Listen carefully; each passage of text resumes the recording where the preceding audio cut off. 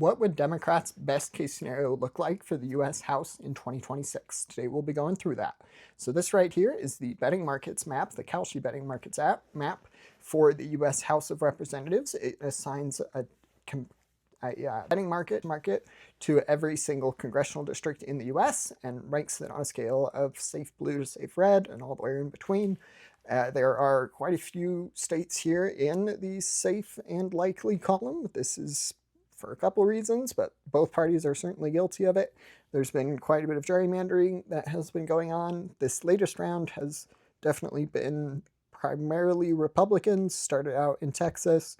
Democrats did counter with California advocated for, and then Democrats also got one more seat in the state of Utah, but those two states have kind of been the only good bits of good news for the Democratic Party. Ohio was a decent redistrict for the Democratic Party. It was certainly more fair than Texas or Florida or Tennessee or North Carolina.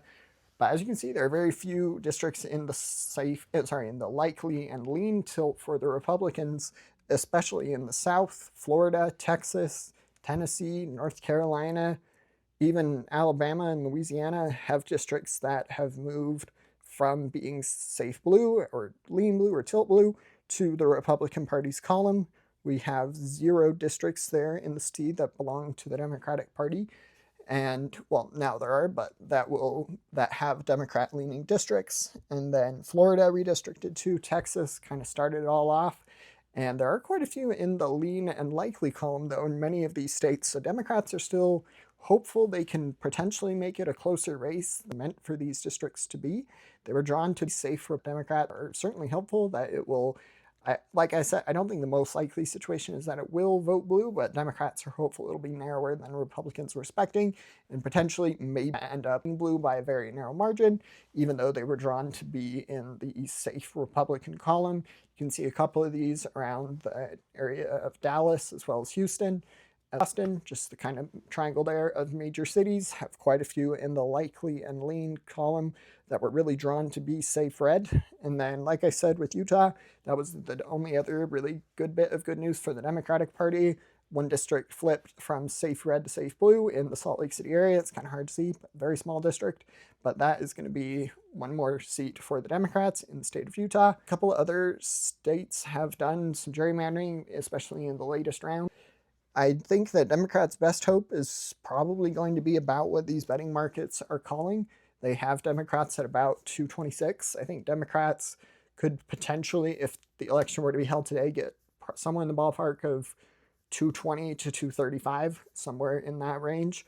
230, maybe 235 is a bit ambitious for the Democrats, but I think Democrats will largely perform well, and the betting markets seem to agree with me on this primarily. They have Democrats at about an 80% chance of winning back the House. Now, Republicans have gained some ground in this prediction, in this betting market, and it used to be a more significant margin. However, more and more states ended up redistricting or gerrymandering, whatever you want to call it, that ultimately resulted in Republicans' chances being increased, because it was primarily done in the South as districts were drawn from being lean or safe blue to being in the Republican Party's column. So it'll be interesting to see what this is going to be. I largely predict somewhere between 225 to 235. I don't think it'll be quite a blowout election as 2018 was, primarily because there are just far fewer competitive seats in the US that Democrats will probably flip the House. Generally, that happens. The majority of midterms for the party that's in control of the presidency. But I don't think it'll be quite as much as a 2018 blowout, where Democrats were winning like 40 seats, or flipping 40 seats from red to blue. But it will be an interesting election to see what happens. So that's my prediction. Don't forget to like and subscribe. Thanks. Bye.